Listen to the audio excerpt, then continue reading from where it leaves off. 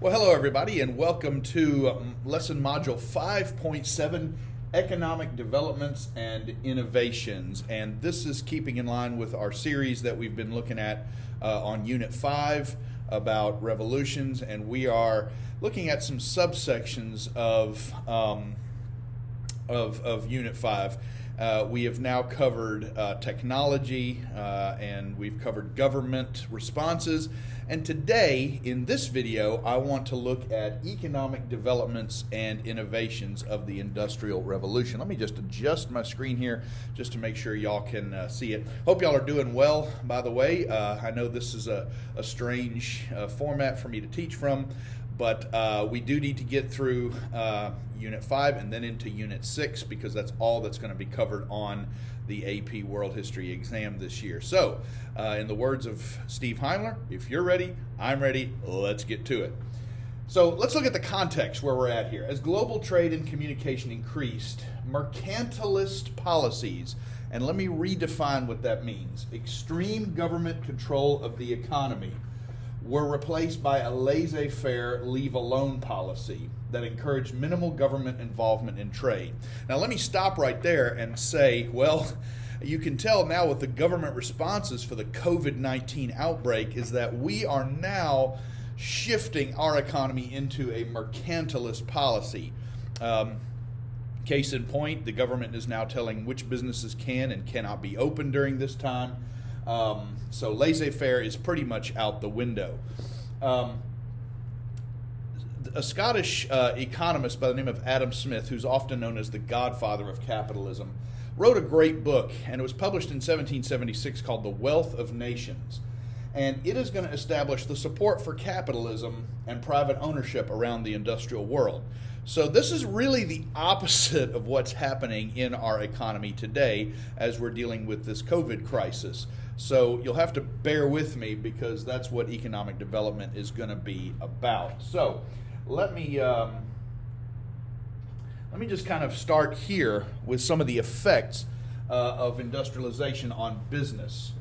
Well, you know that the traditional form of business is where you have what's called a proprietorship. Now that's not up here, but that is where a sole single business owner owns a business. A small group of people are the ones that make business decisions. Now here's the risk of that. And again, this is in early industrialization. Single owners take a lot of risks when they start a business because if the business fails, they are the only person that gets affected. Well, them and their workers, I should say. So that's one of the problems. That's why a lot of what we're seeing in America today is corporate. We're in a corporate culture. And speaking of a corporate culture, that brings us up here to corporations. A corporation is a business that is chartered, at least at first it was chartered by a government, and it is owned by numerous stockholders. Now that part is still true today. You think of companies like Coca-Cola and Nike and Amazon. These are all owned by stockholders. Stockholders are paid whenever the corporation turns a profit. So in the economy we're dealing with in 2020, if you've watched the stock market lately, you can tell a lot of people have lost a lot of money, and they're going to lose a lot of money in this virus-induced recession that we're in. So here's the positives. If the corporation loses money, stockholders, to a degree, are limited liability holders. And what that means is that a lot of people lose a little, which means the losses are stretched out. Okay? Instead of one person losing everything, stockholders lose a little bit. That's what we're seeing right now in our current stock market, and it's based on the idea of corporations as was presented to us during the Industrial Revolution. Corporations are very economically and politically powerful. Again, watch the news now. There's not even a need for an RLC to defend this point because everybody stands to lose money and they stand to gain money. But also just remember this. You see some companies that are losing money right now. Think about the different industries that are about to make a lot of money because of the current economic situation. So don't forget that. Monopolies. We're all familiar with the board game, I think. I've never actually completed a game of Monopoly before. But what a monopoly simply is, it's when a strong corporation controls an entire industry and competition is completely eliminated. The Krupp Steel Company in Germany, big example there. Rockefeller's Standard Oil Company in the United States, which will later go on to become the biggest oil producing company in the world. These folks had they had control over the entire industry.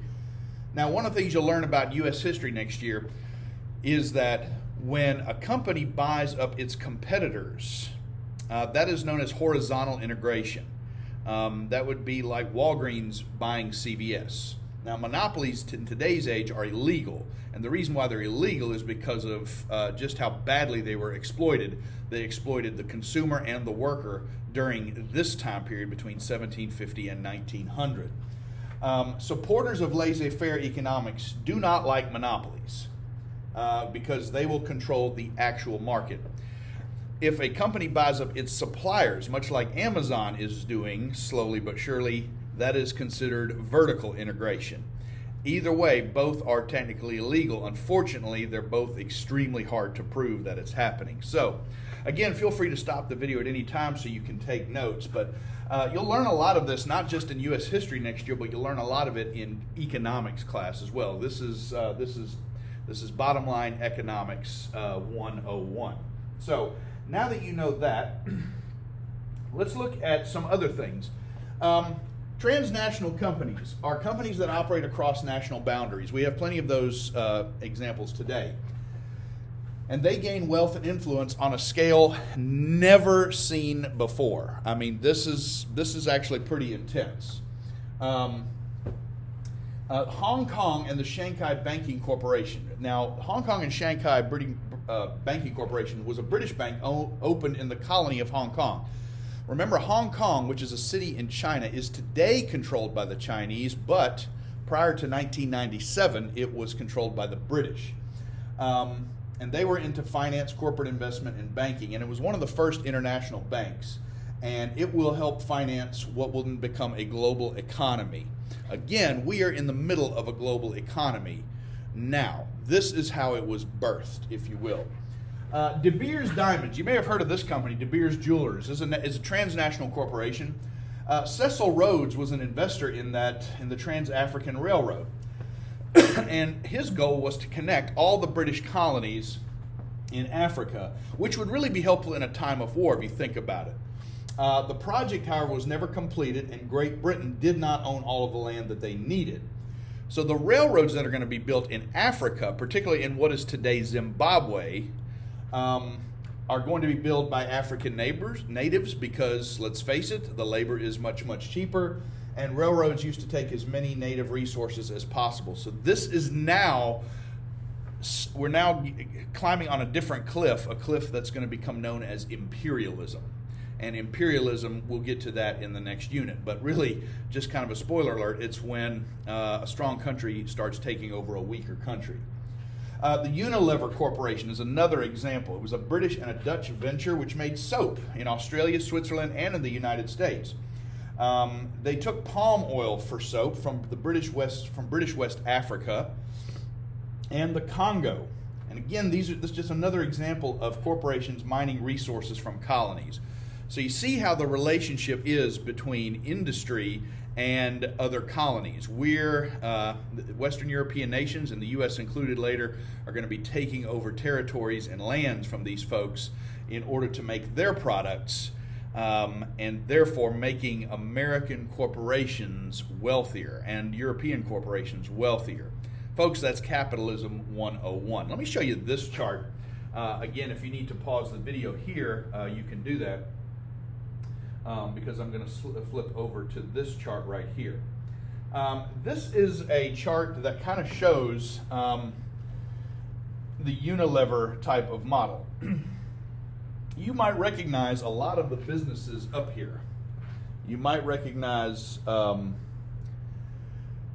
Ben & Jerry's ice cream, Klondike bars, Popsicles, Breyer's ice cream. And then down here, you've got other food companies like Hellmann's, the maker of the world's finest mayonnaise, Skippy, peanut butter, Slim Fast, all these products. Again, these are all Unilever type corporations. Lipton Tea, Pepsodent, Vaseline, antiperspirants, Degree, Q-tips. And yes, folks, you can pretty much bet that a lot of these places that are making the sought-after masks right now, the masks that are sought after to deal with the COVID crisis, are all in a Unilever. That's why you're hearing a lot on the news right now. That's what's really weird about teaching about this, is because it's actually happening in motion. If you watch the news, it's pretty fascinating what's happening. Other products here are all controlled by this one Unilever corporation. So I think that's one helpful chart just to show you how this kind of works. Industrialization on mass culture, I think, is a big deal, because what that means is that you now have, let me move over here, you have a rise in living standards, which meant that the average person is buying more. This is the world in which you were born in. You were born in the world that is making, where the average person is not just, the companies aren't just mass producing, we are now mass consumers, okay? And with mass consumerism comes advertisement. To keep up with competition, companies start to advertise their product to the middle class, because the middle class has money for essential items like toilet paper, right? Leisure activities, which back then was confined to mostly riding bicycles, which they looked like that. You will never see me on one of these. This was definitely very, very dangerous, caused a lot of deaths and broken legs. Fortunately, today we have the safety bicycle, and we also have other ways of engaging in our leisure activities. So that leads to a growth of sports. Remember sports? That's back when we used to have sports, when there used to be sports on TV and you could go to the stadium. Remember the good old days? Yeah, me too. And I kind of miss that period. Companies encourage participation in sports, which, if you think about it, the play-by-the-rules mentality, the self-discipline. Sale of equipment makes money. Baseball batting equipment, gloves, bats, cleats, things like that. Soccer, as you know, is the world sport, but in Europe it's like the thing. Baseball, our pastime, my favorite sport in the world, becomes very, very popular. And then sports, we see that develop along class lines. And I think that's a fascinating thing that we talk about in this class, but tennis and golf are mostly for the rich. Tennis and golf. I'm thinking of Braden Ballard, the tennis guy. And I'm thinking of golf, thinking of rugby. We don't have rugby here at Olive Branch High School, thank goodness, because that's mostly for your lower class people. And if you've ever seen a rugby match, I think you have to have about, I would say, I would question your sanity if you played that game regular. It's a fun sport to watch. Doesn't look that fun to engage in, but that's just me. Factories are rough at this time. And so in their free time, which little they got, sports is going to provide them with some entertainment. This is going to lead to the building of public spaces, event spaces, parks, event halls, stadiums. And this is where it's unique because upper and middle class mingle together. But even today, back when we allowed sports, you could only pretty much get courtside seats if you had money. The rest of us have to sit with our heads banging on top of the stadium ceiling. So it's interesting how that has come to work as well. So anyway, this is kind of a fun little chapter to talk about, and it's very much in relation to what we're seeing now. Let me stand out of the way here, and here's a good time to pause if you need to take some notes for Unit 5. Again, this is the effects of industrialization on mass culture. So, in the next video, we're going to be looking at reactions to the industrial economy. That's going to be the topic of our next video. But if you don't like what I've discussed, again, you can go to my buddy Steve Heimler's video, and I'm going to put a link to it right there. See it? Right there it is. So you can click on that now. And I'll see you all in the next video for 5.8. Hope you'll have a great day. Take care of yourself.